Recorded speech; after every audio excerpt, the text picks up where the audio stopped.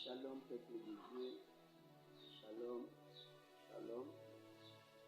C'est votre humble serviteur, le berger Martin.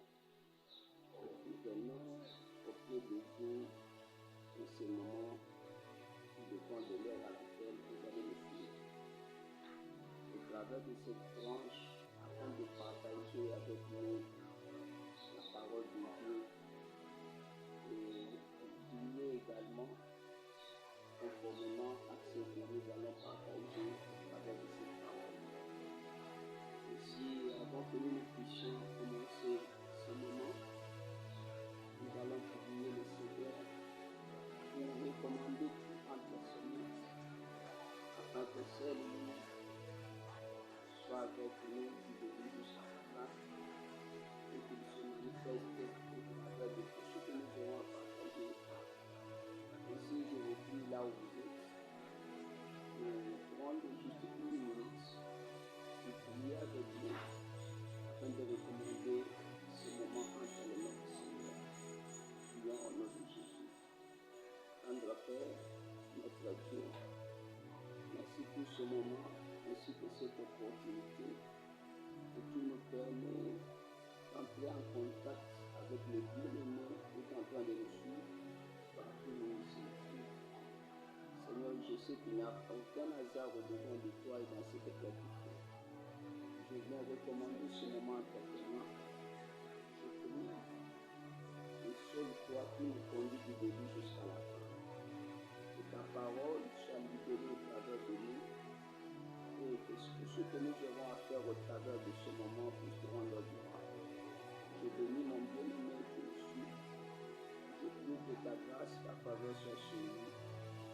Je bénis, Seigneur, tout celui qui est connecté à cet instant pour suivre cet enseignement et prier avec le Seigneur, que le ciel s'ouvre et que ta faveur, ta grâce, soit également bénie. Merci. C'est au nom de Jésus-Christ que nous pouvons ainsi prier. Amen. Gloire à Dieu. Je vous salue encore une fois de plus dans le précieux nom du Seigneur Jésus-Christ. C'est le berger Martin Jula.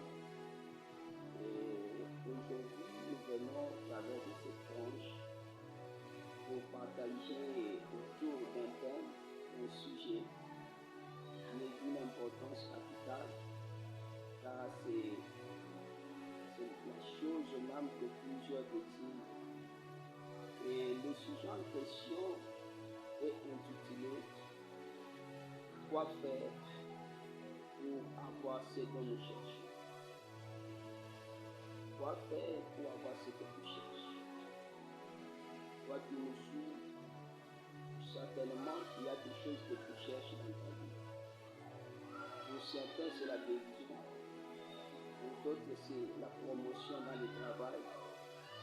Pour certains autres, ils cherchent à comment stabiliser ou perfectionner leur vie, leur emploi. Bien aimé, je sais qu'il n'y a personne dans ce monde qui manque de raison. Tous nous avons quelque chose que nous cherchons. Mais le problème, ce n'est pas seulement de trouver certains besoins, mais c'est d'en trouver des solutions.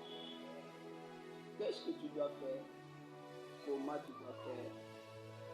Comment tu dois procéder pour arriver à la solution de ce que tu cherches? Alors, notre sujet, nous allons parler sur des choses en nous basant sur la parole de Dieu, bien sûr, en nous inspirant de ce qui s'est passé dans la vie de certaines autres personnes, dans la parole de Dieu, afin de voir comparativement à ce que nous avons comme besoin, ce que nous traversons, qu'est-ce que nous pouvons faire afin d'avoir la solution. Alors, nous allons lire dans la parole de Dieu. Nous allons lire un verset qui va nous introduire. Ce verset, c'est le livre de l'évangile de Marc, au chapitre 1er, verset 5. Nous allons lire l'évangile de Marc, chapitre 1er, et nous allons lire le verset 35. La parole de Dieu nous dit ceci. Vers le matin, pendant qu'il faisait encore très sombre, il se leva et sortit pour aller dans un lieu désert où il pria. On nous parle d'une personne qui, dès le matin, alors qu'il faisait encore sombre, cette personne s'est levée. Non seulement elle s'est levée, mais elle est sortie, c'est-à-dire qu'elle a fait un mouvement de quitter l'endroit où elle était pour aller dans un autre lieu afin de réaliser quelque chose là-bas. Et la personne dont on nous parle ici dans ce passage, c'est le Seigneur Jésus-Christ. On nous montre que lorsqu'il était sur la terre, il avait l'habitude, parce que ce n'est pas seulement ce verset qui parle de ça, il y a d'autres versets qui nous révèlent également qu'il avait cette habitude-là. Chaque matin, alors qu'il faisait encore sombre, il s'est levé de là où il était pour se rendre en un autre lieu afin de prier là-bas. Pourquoi nous prions? Nous prions pour avoir l'exaucement. Nous prions pour recevoir ce que nous cherchons. Vous allez voir ça dans le livre de Philippiens, chapitre 4, verset 6. La Bible dit, ne vous inquiétez de rien, mais en toutes choses, prenez votre besoin à Dieu par des prières. Donc, au fait de la prière, c'est le canal ou le moyen que Dieu nous a donné, afin que par ces moyens-là, nous puissions avoir l'exaucement. Tu peux aussi le voir dans le livre de Marc, où le Seigneur dit encore que vous devez savoir que tout ce que vous demandez en priant, vous aurez ça et vous verrez cela s'accomplir. Alors, la prière, c'est un moyen qui nous permet de recevoir ce que nous cherchons. Mais ça peut susciter encore une question. Parce que bien sûr, toi qui es en train de nous suivre, tu as déjà prié ou tu pries. Mais tu peux te dire, depuis que j'ai commencé à prier, je prie souvent pour ce problème, pour cette situation. Et si réellement la prière était le canal pour avoir la solution ou l'exaucement, pourquoi j'ai tant prié, j'ai beaucoup prié et je n'ai jamais eu ce dont je cherche. Ou certainement, il y a des gens qui prient et qui ne reçoivent rien. Il y a des gens qui cherchent et ne trouvent pas. Ce n'est pas parce qu'ils n'ont pas prié ou ils ont mal prié. Mais le problème, c'est les lieux là où tu pries. Les lieux où tu exerces cette prière. Vous verrez avec moi que dans les livres où nous avons lu de Marc 1,35, le Seigneur ne priait pas là où il passait nous. Mais il s'est levé, sortait de cet endroit pour se rendre à un autre lieu afin de prier là-bas. Pourquoi il ne priait pas là où il passait la nuit? Pourquoi il préférait aller à un autre lieu afin de prier? Bien aimé, il y a un mystère par rapport au lieu où nous exerçons la prière, par rapport au lieu où nous sommes en train de chercher la solution à ce que nous avons comme situation. Comment faire pour être exaucé? Comment faire pour avoir la solution? Tu dois observer les lieux où tu es en train d'exercer ce que tu fais pour avoir la solution à ton problème, à ta situation. Certainement, tu peux être malade. Mais si tu ne te rends pas dans un bon hôpital, un hôpital spécialisé par rapport à ta maladie, tu risques de recevoir les traitements mais ne pas être guéri. Parce que les liens comptent. Et c'est pourquoi vous verrez que le Seigneur s'est déplacé, aller dans un autre lieu afin de prier là-bas. Non seulement il y a le cas du Seigneur Jésus, mais vous verrez avec moi également que dans le livre de Genèse, lorsque Dieu parle à Abraham, il lui dit de quitter la maison de son père, il lui dit de quitter là où il vivait, afin d'aller à un autre endroit pour être béni là-bas. Est-ce que Dieu était incapable de bénir Abraham dans la maison de son père? Pourquoi lui demande-t-il de quitter ces lieux pour aller dans un autre lieu? Bien-aimé, les lieux ont de l'influence par rapport à ce que nous cherchons. Les lieux ont de l'influence par rapport même à l'accomplissement de la promesse de Dieu. Prenons le cas de notre frère Joseph dans la Bible. Dieu lui révèle quelque chose. Dieu lui parle de ce qu'il devrait être. Mais pour que cela s'accomplisse, il a fallu que Joseph quitte de là où il était pour se retrouver en Égypte. Pourquoi? Parce que les lieux où il était ne pouvaient pas lui permettre de recevoir cette bénédiction. Car Joseph n'était pas dans cette tribu qui était destinée à régner. Quand vous lisez Genèse 49, on nous dit que c'est Judas qui devait régner. Mais Joseph n'était pas Judas. Mais Dieu lui révèle que tu dois régner. Alors, la parole que Dieu avait déclarée au travers de son père, en attribuant à chaque tribu sa spécificité, la terre de ces lieux avait saisi cette parole. Et cette terre était obligée de travailler par rapport à cette parole, conformément à la destinée de chaque personne. C'est comme ça que vous verrez que Joseph ne pouvait pas régner aussi longtemps qu'il vivait là-bas. D'où il était obligé de se déplacer. D'où il était obligé de se retrouver à un autre lieu. Un lieu qui pouvait favoriser l'accomplissement de la promesse de Dieu sur sa vie. Toi qui me suis, il y a eu une promesse de Dieu. Et tu as longtemps attendu que cette promesse s'accomplisse. Tu ne vois pas l'accomplissement. Regarde les lieux où tu es. Est-ce que ces lieux peuvent te permettre de vivre l'accomplissement de cette promesse? Ou ces lieux est un obstacle pour l'accomplissement de la promesse de Dieu? Dieu demande à Abraham de quitter la maison de son père. Est-ce que Dieu était incapable de lui venir là-bas? Ou pourquoi Dieu a voulu qu'il se déplace? Certainement toi aussi, Dieu veut que tu fasses un mouvement, que tu quittes le lieu où tu es pour un autre lieu, car c'est là où tu seras béni. C'est là où tu auras l'exaucement à ton problème.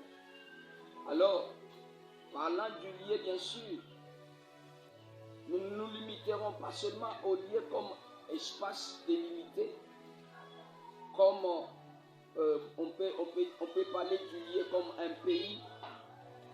Il y a des pays ou des continents où certaines choses ne peuvent jamais se réaliser. Où tu peux te battre là-bas pour ne rien recevoir. Oui, nous pouvons parler du lieu comme continent pays, mais comme également ville. Nous pouvons parler du lieu comme quartier. Nous pouvons parler du lieu comme appartement, maison, bureau, comme un lieu géographique avec des limites. Parce que chaque endroit a des influences. Vous verrez avec moi plus loin qu'un homme priait dans la Bible. Mais lorsque Dieu a envoyé l'exaucement, il y a eu des forces de l'air qui ont bloqué sa bénédiction. Est-ce que pendant que sa bénédiction, l'exaucement, sa prière était bloquée là où il était? Dans certains lieux, les gens priaient également, ils recevaient leur exaucement. Tandis que lui, son exaucement a été bloqué parce qu'il s'est retrouvé dans un lieu où il y avait des forces de l'air qui ne permettaient pas aux gens de recevoir leur exaucement. Bien-aimé, les lieux peut être un espace géographique délimité comme nous venons de le dire, mais les lieux peuvent être aussi la personne qui fait le chemin avec toi. Il y a certaines personnes, comme le cas de Jonas. Jonas était une personne qui se retrouva dans un bateau. Sa présence a influencé négativement le voyage de certains autres passagers. Vous verrez que sa présence dans les bateaux non seulement a mis tous les bateaux en danger, mais sa présence a fait perdre à beaucoup de gens leurs marchandises. Oh bien-aimé, les lieux peuvent être la personne qui est avec toi. Les lieux peuvent être la personne qui marche avec toi. La personne que tu collabores avec. Ça peut représenter un lieu. Tu cherches la solution auprès de qui? Tu cherches l'exaucement auprès de qui? Parce que la personne peut aussi représenter les lieux. Et troisièmement, parlant du lieu, les lieux peuvent être aussi notre façon de vivre, notre comportement ou nos habitudes. Ça peut aussi représenter les lieux sur lesquels nous sommes en train de chercher. Oh bien-aimé, ton comportement peut t'ouvrir une porte. Ton caractère peut également te fermer une porte. Alors, voilà pourquoi le Seigneur s'est déplacé d'un lieu vers un autre afin de prier par rapport à ce qu'il avait besoin. Toi, tu cherches la solution où? Tu pries où? Tu fréquentes qui pour avoir la solution à ton problème? Comment tu te comportes pour avoir la solution à ce que tu as comme problème? Voilà ce qu'on pouvait dire pour aujourd'hui. Que faire pour avoir l'exaucement par rapport à ce que nous avons comme situation? Prochainement, dans notre numéro prochain, nous allons parler des types de lieux. Parce que nous devons savoir pourquoi l'exaucement peut avoir des liens avec les lieux. C'est parce que chaque lieu n'est pas le même. Chaque lieu n'apporte pas la même influence. Chaque lieu ne donne pas la même pulsion pour l'exaucement, pour la solution que nous cherchons. Ainsi, la parole de Dieu nous aide à comprendre les types de lieux. Et prochainement, dans notre prochain numéro, nous parlerons de chaque lieu, afin de permettre à chacun d'observer, de s'identifier si tu es dans quel lieu, et de nous permettre également de prier en guise de connaissance pour recevoir l'exaucement. Voilà ce qu'on pouvait partager pour aujourd'hui. Que le Seigneur nous bénisse de partout où nous sommes branchés, où nous sommes en train de suivre cette vidéo. Que la paix de Dieu, la grâce de notre Seigneur Jésus soit sur vous, et que les dieux du ciel ouvrent vos yeux pour afin comprendre si vous êtes dans quel lieu, si vous êtes en train de chercher la solution où et auprès de qui. Nous allons ici un peu prier pour toi qui es en train de me suivre partout où tu es. Je vais prier pour toi afin de clôturer notre moment de partage. Tendre Père éternel Dieu, je prie pour mon bien-aimé, celui qui a disposé son temps pour suivre cet enseignement. Laisse que là où il est, que cet enseignement vienne apporter de la lumière pour lui permettre, Seigneur, de connaître le chemin qu'il doit emprunter afin de trouver la solution à son problème. Oui, Seigneur, alors que ce bien-aimé a suivi cet enseignement, et ta main qui ne pas coûte aille le toucher pour le bénir pour les guérir, pour les sauver et pour leur faire grâce. Merci.